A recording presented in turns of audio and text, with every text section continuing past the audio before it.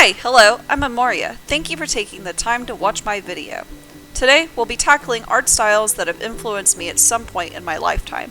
This will be a multi-part series, so I encourage you to hang around. First, I'll be starting with my personal art style. My art style is typically an updated mix of 80s, 90s, and 1000s comic art, but I render it to look a bit more painterly.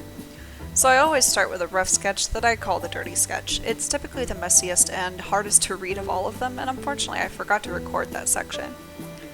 So from there I transfer into the clean sketch, which is what this is. It's the white lines.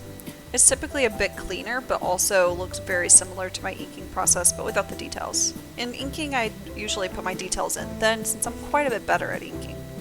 And I usually display my light with the thickness of the lines. So places where light is hitting more have thinner lines than places where shadows are. The shadowy lines are the ones where it's thicker, and I just use my brush sensitivity in order to do this. Like I said, I'm better at inking than I am at sketching, so I usually just save all of the detail work for that. As far as the next step is going to be making my paint base. My paint base is usually just a mid-tone for the skin, so you'll see me put that down here. And since we're staying within the rose family, it's going to be a pinkish tone color.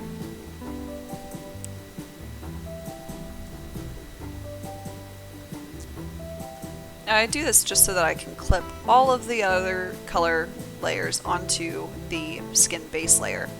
So everything else will be on top of that, and I just use a swatch layer just so I can figure out how the colors work together. Usually from that mid-tone, I make all of the shadows a little bit cooler and more blue-toned, and all of the highlights a bit more pink-toned, so they're a bit warmer.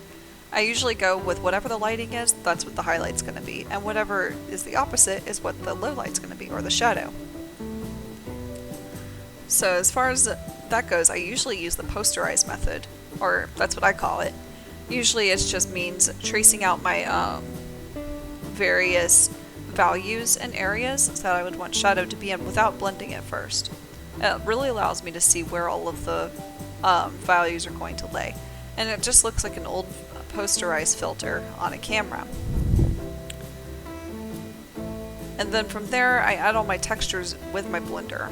So usually I use a Japanese blender from a Japanese brush pack, and since I use clip, it's pretty easy for me to link the brush pack, so I'll just be leaving that in the description below. As far as this OC goes, she's literally just an idealized version of me.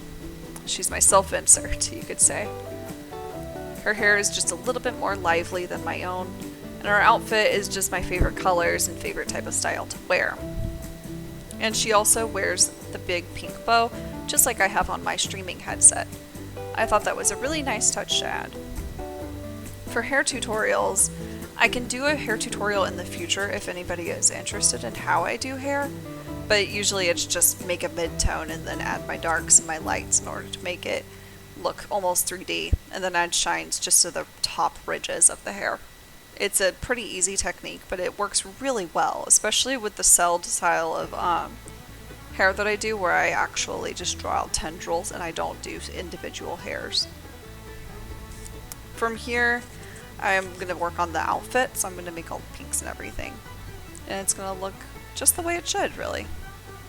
And I really like the way the outfit ended up looking, because I really like the latex look of it, because I wanted the dress to kind of look like it's more of like a plasticky or a latex type of material. I wanted it to look really shiny because there's that slime on the bottom. So I kind of wanted it to seamlessly mix in with that kind of texture. As far as the color palette goes, it's just my favorite colors. I like things that are more rose toned typically, more pinks, more purples, softer colors.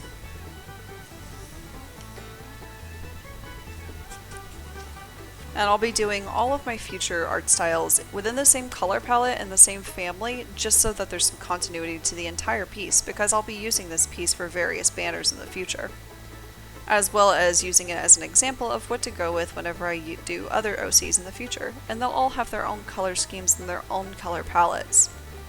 So I thought that'll be a very interesting way of doing things. And here's the finished piece.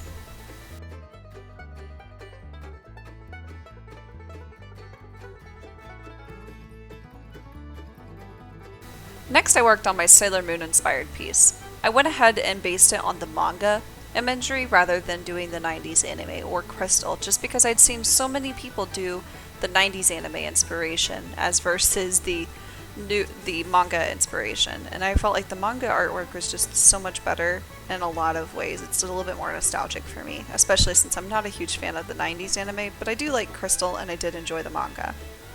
So the first thing I did was gather my references, which were mostly Neptune because she is my favorite of the Sailor Scouts, and also Chibiusa just because she's also my other favorite Sailor Scout, and I hate what they did to her in the 90s anime. It made me so sad that they made her so annoying. And I sketched out a few samples on paper first, just to get the idea in my head and figure out exactly what I wanted to do, since I did decide I was going to change the design from the original outfit design that I had for this character. Instead, I went with doing a collar, like a little collar thing, that was pretty popular in the 80s, since the original Sailor Moon comics did come out in the 80s. So I went ahead and went with that, as well as giving her the classic flared skirt of the Sailor Moon uniforms and the cap sleeves that are normal of the Sailor Moon uniforms. With the sleeves, I did end up going a little bit different, which you'll see a little bit later. And with the boots, I ended up going with the Chibiusa, Sailor Moon, and Inner Scouts version of the boots, which just means that they're about knee-high and they've got that deep V-cut in the front. So iconic. Probably the most iconic shoes in the entire series. And I really loved the way that they looked, and I felt like it wouldn't be Sailor Moon inspired without them. And as far as the anatomy goes, I did notice, and I did learn, that the proportions are very similar to the way fashion design art was at the time. So it had extremely long legs and very broad shoulders that almost looked like shoulder pads. They almost looked like shoulder pads, but not quite. And I felt like that was very interesting and something I might keep in my actual art, in my regular art style, just because I really did enjoy the way that looks. And I did keep the same facial proportions, with the big eyes and the nose and the mouth being very close together and the very large chin. And the hair. The hair is probably my absolute favorite part because it's just so big and flowy and wavy and shiny and just my absolute favorite thing on the planet. I love the way the Sailor Moon's inspired hair turned out. It's my favorite so far. Even above my own, which y'all have only seen my own. So yeah, that one's my favorite one so far. And I went ahead and added the long sleeves to the outfit. I kept my striped sleeves, but I went ahead and put them into a pastel palette instead of being the stark black and white, just because I felt like it would fit more into the Sailor Moon universe if I had that pastel color there. And in hindsight, if I had to change one thing about the piece, it would be to give it an overall lighter color palette and keep it more in the pastel ranges, as I feel like that would have stuck with the original style a lot better than going with the brighter, more saturated colors. Anyways, here is the finished piece in a few seconds. Thank you for watching this portion, and we'll be moving on to the next. The next theme is Powerpuff Girls.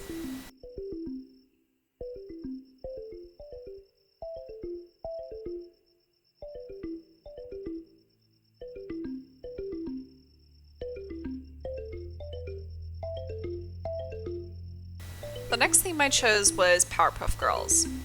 Honestly, this was the simplest design of this list, but it is one of my favorites, as I do enjoy the simplicity and just the pure shape language that came from this show.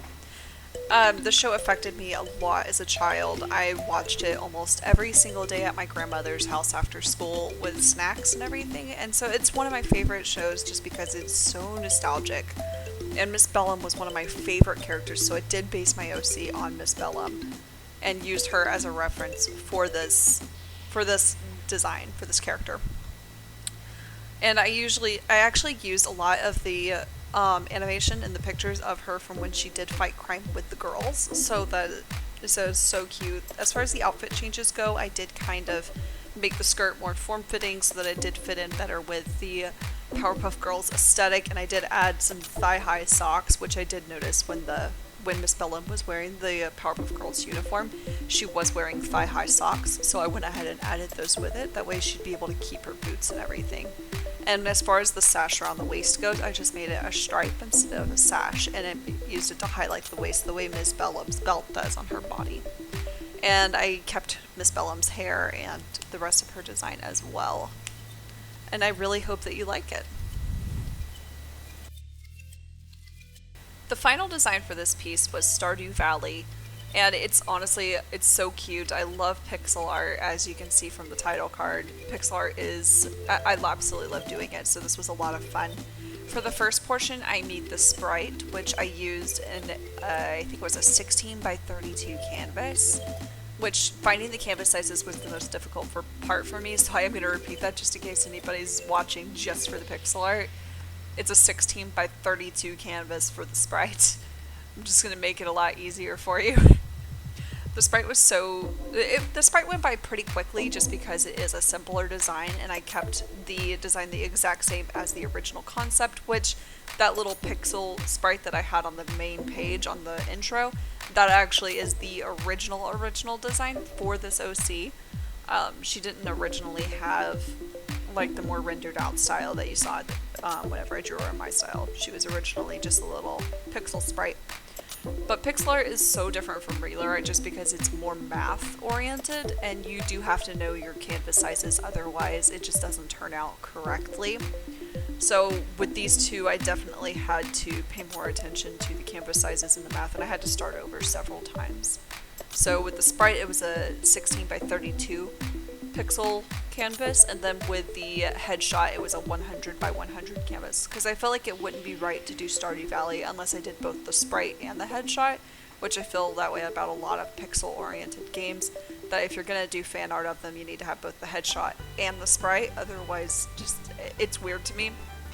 And I absolutely did love Stardew. It is one of my more recent inspirations, and I did end up putting it on this list because somebody in my Discord did request it. They did say that Stardew Valley was a good option to go with, and I 100% agree, and I'm very thankful that she told me to go with that one because I love doing it. It was a lot of fun.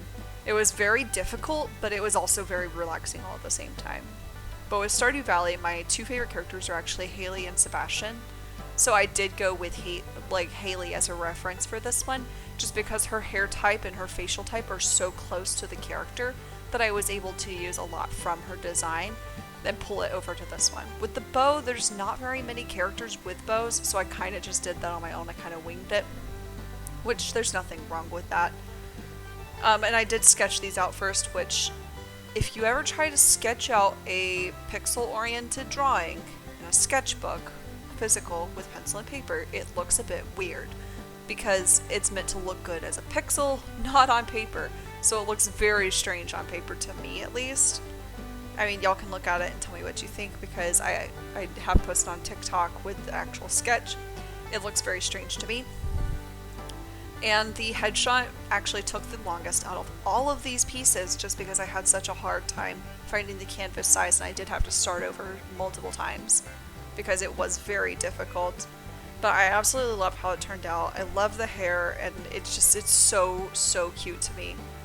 And I want to do more things that have to do with pixel art in the future. I might do some tutorials, I might do a whole nother series that's just pixel art.